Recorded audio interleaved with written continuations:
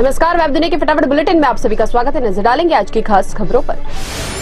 छत्तीसगढ़ की चुनावी रैली में पीएम मोदी ने साधा विपक्ष पर निशाना। कहा, मोदी के लिए मेरा भारत मेरा परिवार है। मैं देश को अपने परिवार को लूटने से बचाने में जुटा हूँ। मैं कहता हूँ भ्रष्टाचार हटाओ, वो कहते हैं भ्रष्टाचारी बच जाओ। मोदी किसी की धमकी से डरने वाला नहीं है।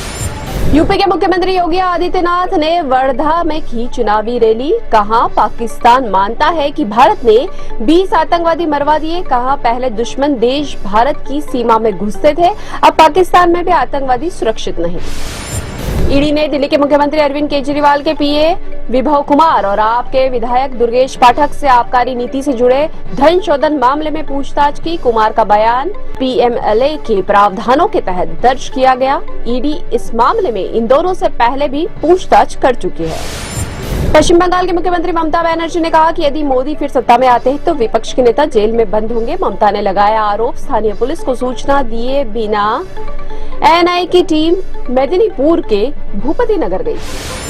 कांग्रेस नेता राहुल गांधी ने आगामी लोकसभा चुनाव जीतने का भरोसा जताया। कहा, नई सरकार एससी, एसटी और ओबीसी वर्ग की महिलाओं के खाते में सालाना 1 लाख रुपए ट्रांसफर करेगी। रक्षा मंत्री राजनाथ सिंह ने तमिलनाडु में कहा कि सीए लागू होने से किसी भी भारतीय की नागरिकता नहीं जाएगी, भले ही वह किसी भी धर्म से संबंध रखता हो। द्रमुक पर लगाया इस मामले में भ्रम फैलाने का आरोप।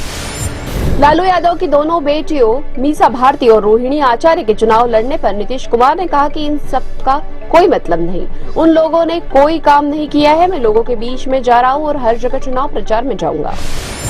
पंजाब में सरवन सिंह सलारिया की भाजपा से बगावत। गुरदासपुर संसदीय सीट से लोकसभा चुनाव लड़ेंगे। भाजपा ने पूर्व विधायक दिनेश बब्बू को गुरदासपुर से अपना उम्मीदवार बनाया है। दिल्ली पुलिस ने कथित तौर पर परमाणु बम साथ ले जाने का उल्लेख करने पर 2 लोगों को इंदिरा गांधी अंतर्राष्ट्रीय हवाई अड्डे से गिरफ्तार किया। अधिकारियों ने बताया कि घटना 5 अप्रैल की है, जब गुजरात के राजकोट निवासी जिग्नेश मलानी और कश्यप कुमार ललानी ने अहमदाबाद जाने वाली उड़ान में सवार होने से पहले सुरक्षा कर्मियों द्वारा जांच किए जाने पर आपत्ति जताई। जेएनयू छात्र संघ के पूर्व अध्यक्ष और कांग्रेस नेता कन्हैया कुमार ने कहा कि मोदी सरकार राष्ट्र विरोधी का स्टिकर लेकर घूम रही है और जो भी उसके खिलाफ या उसके मन की बात नहीं करता उसके ऊपर यह चिपका दिया जाता है। कहा, सरकार की नीतियों को लेकर सवाल उठाने पर राष्ट्र विरोधी कहलाना सम्मान की बात है। जम्मू कश्मीर में नेशनल कॉन्फ्रेंस और कांग्रेस के बीच सीटों का बंटवारा। नेका नेता उमर अब्दुल्ला ने कहा कि कांग्रेस उधमपुर, जम्मू और लद्दाख लोकसभा सीट पर चुनाव लड़ेंगी, जबकि national conference Anantnag, Srinagar, Baramulla seat पर चुनाव लड़ेगी। लोकसभा चुनाव से पहले हरियाणा में भाजपा को झटका। पूर्व केंद्रीय मंत्री वीरेंद्र सिंह ने भाजपा छोड़ी। कहा, कांग्रेस में होंगे शामिल। करीब 1 महीने पहले उनके बेटे ब्रजेंद्र सिंह भाजपा छोड़कर कांग्रेस में शामिल हो गए थे। पूर्व विधायक पत्नी प्रेमलता ने भी छोड़ी भाजपा। सीमा हैदर के पाकिस्तानी पति गुलाम हैदर का दावा। कहा, चर स्पीकर सीमा को पीटता है सचिन मीणा। कहा, आ रहा हूं भारत। सीमा के साथ मारपीट का वीडियो होने का भी किया दावा। आंध्र प्रदेश पुलिस ने एलुरु जिले के कालापुरु टोल गेट पर वाहनों की जांच के दौरान 16 किलो सोना और 31 किलो चांदी के आभूषण जब्त किए।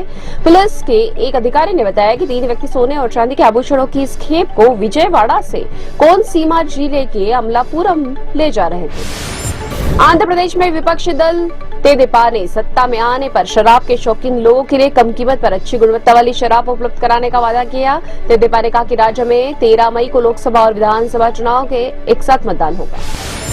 कांग्रेस के प्रदेश अध्यक्ष गोविंद सिंह डोटासरा ने कहा कि प्रधानमंत्री नरेंद्र मोदी द्वारा लोकसभा चुनाव प्रचार के दौरान दी जा रही गारंटी महज जुमला है।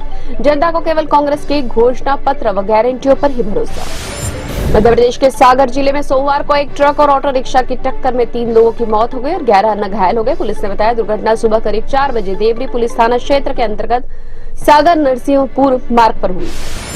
शेयर बाजारों में सोमवार को तेजी रही और सेंसेक्स और निफ्टी दोनों ही सर्वकालिक उच्च स्तर पर बंद हुए। सेंसेक्स 494 अंक की बढ़त के साथ नए रिकॉर्ड स्तर 74,743 अंक पर बंद हुआ। निफ्टी भी 153 अंक की बढ़त के साथ 22,666 अंक के रिकॉर्ड स्तर पर हुआ बंद। अल्लू अर्जुन के बर्थडे पर रिलीज हुआ पुष्पा 2 द रूल का टीजर। साड़ी पहनकर दुश्मनों से लड़ते दिखे अल्लू। फिल्म में रश्मिका मंदाना और फहाद फासिल भी आएंगे नजर। 15 अगस्त 2024 को 5 भाषाओं में रिलीज होगी ये फिल्म। राजनीति में एंट्री की खबरों पर संजय दत्त ने तोड़ी चुप्पी। पोस्ट शेयर करके बोले, किसी भी पार्टी को नहीं कर रहा हूं ज्वाइन। संजय के हरियाणा से लोकसभा चुनाव लड़ने की खबरें आ रही थी सामने। एक्टर के पिता रह चुके हैं केंद्रीय मंत्री। इसी वेब दुनिया के फटाफट बुलेटिन और ताजा अपडेट के लिए लगातार जुड़े रहे हमारे साथ। विजिट करें वेब दुनिया पर।